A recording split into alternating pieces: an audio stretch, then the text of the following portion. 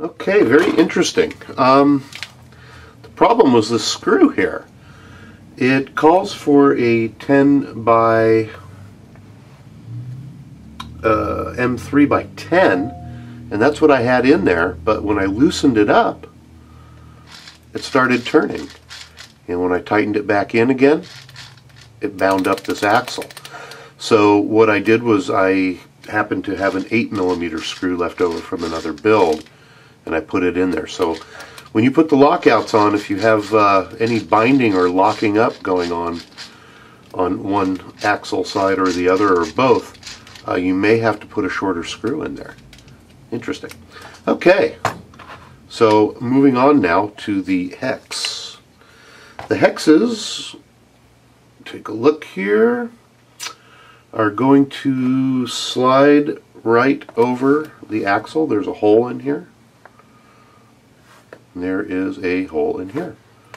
So we're going to slide this over, line up the holes, put the little pin through, which sometimes is not as easy as one would think. There we go. Got that all lined up. Now we need to put the larger set screw in, and it's going to go through the center of the hub. We're going to put a little Loctite on there. It's metal to metal. Don't want too much. A little dab will do ya.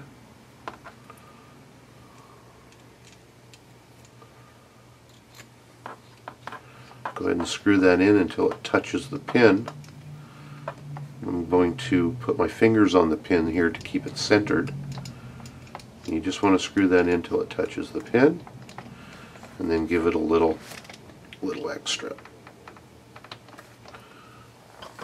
I'm not going to torque down on it, but I am going to use a pair of pliers just to make sure that it is snug. So I'm going to put a little plier on here and just tighten that down a little. A little bit of play there. Not that much, which is okay. Do the same on the other side. And we have made a few mistakes today, haven't we? Found a few errors, found a few things that weren't working right. And hey, you know what? That's why I build. Because I just love thinking about this stuff, and I really, really enjoy that part of it. Come on. This keeps pushing in.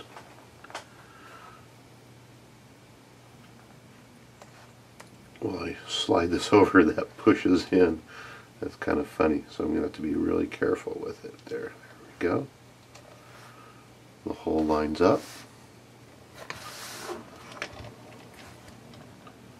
And we will find our set screw. Put some Loctite on it.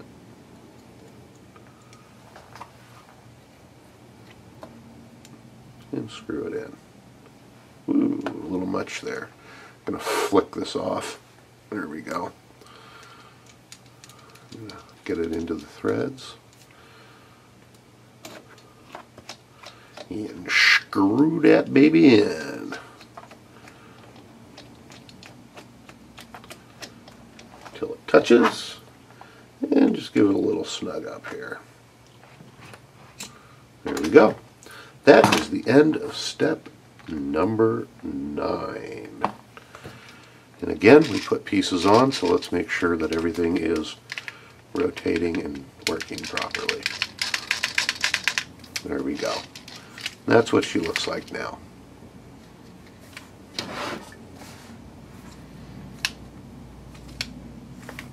Okay, on to the next step. Shall we now get rolling on number 10? Okay, we are going to do some boneyard work here and build a couple bones. Very similar to the previous step that we had gone through. We're going to go ahead and take the joint coupler and slide it through the hole in the dog bone and swivel it around until the hole is facing us. Then we're going to slide one of the stubs over and line the hole up, put a pin in, just like so. Now be careful when you set this down that the pin doesn't fall out, because there's nothing securing it in there at the moment. That'll come in the next step. So we'll do the same thing again on this side, and we have now got our bones properly built. There we go. On to step number 11. Alright, we're going to get going on step number 11, and I'm not quite sure, but there's some mislabeled and not labeled parts on the directions. We have our knuckle here and the inside portion to that, which are these two units here. This one is the AX31017, and there's a -1 and -2, but both the left and the right side say -1. So I'm taking a look here, and we're going to work on the right side first. And the arm is in the upper position. So you'll notice that when you place this in the directions with this portion here pointing out, and the arm here to your right, you'll notice that it is up. There's a more space down below here. So I'm going to assume that that one is for the right side. This part, however, is a little bit more difficult to look at. The difference is that they slant in one direction here. And with the directions, it's very, very hard to see in what direction they slant. The only identifying marker I could find is this little notch here, this little relief in the bottom there. And as I'm looking at it, it looks like it's more towards this side on the left one.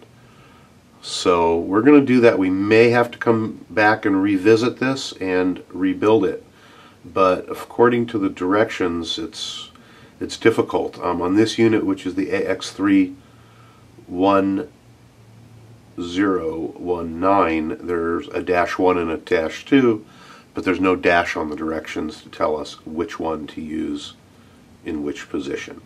So we're going to make a guess here and start building, and the worst that can happen is we'll have to change them around. So what are we going to do here? Let's start by putting these two pieces together. We're going to hold them as in the directions with the little ears here forward, and this with the arm in the upper position, and we're going to slide the two together. They go right into the notches, and you're going to line up the holes here, and you're going to put one of the pivot pins in the top and one in the bottom. Now we're going to get the smaller set screws that are in the directions, and we are going to insert them into the holes here, right in the, my pin's already dropping out. So we're going to start with this one in the little hole right here, and we're going to screw it in, and you're going to really need to be careful here and screw it in just until it touches, and you do not want to tighten it any more after it touches. And as you're screwing in, you'll be able to feel a little bit of resistance when it does finally touch. You do want to make sure that pin is pushed all the way in. Okay, just till it touches. What we're doing is the set screw is setting into this little groove on the pin, and it's not allowing that pin to come out. It's what's retaining it. So we're going to do the same on the bottom part here, and can't stress enough about not stripping this out You just want to go until it touches, and that's all. If this strips out, you're going to be losing your pins, and that's not something you want to happen.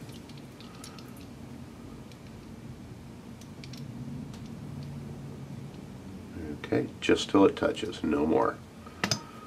Okay, we put two pieces together. Let's make sure that they're not binding up in any way. If they are binding, you might have to come back in and revisit the pivot points there, but they should not bind up. Be a little resistance, but no binding. Okay, let's now take one of our 15 by 21 by 4 bearings and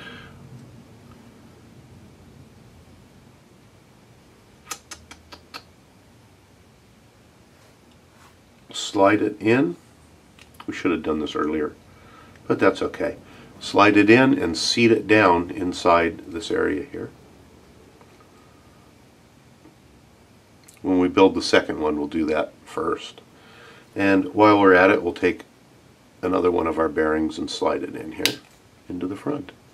And that is a Fast Yeti 10-16-5. Okay, now without losing the pins, as you can see I'm holding them here, let's slide the axle in and go in just like so. Make sure nothing's binding up, and then we will attach the hex hub.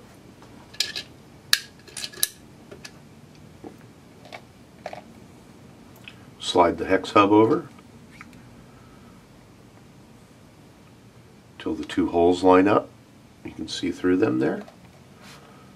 Put our pin in, maybe. Moved around on me. I have to realign it.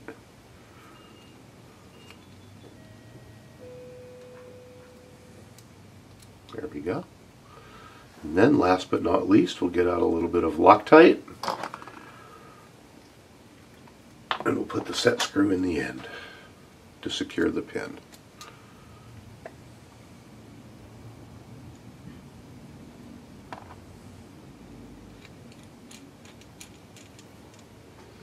Again, I'm going to hold this pin so it's even. Insert the set screw, tighten it up,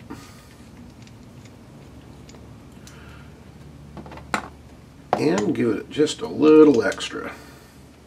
I'm going to hold the hub with my pliers and snug that down.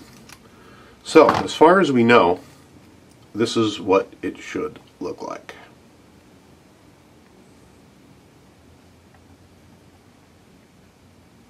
And again, I'm not sure if we used this proper piece or not.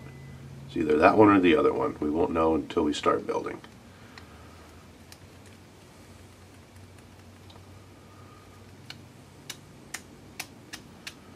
Got a little bit of play there.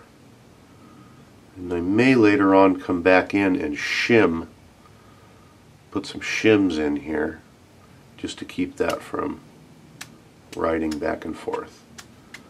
But that's something that's not in the directions, but I may choose to do that later.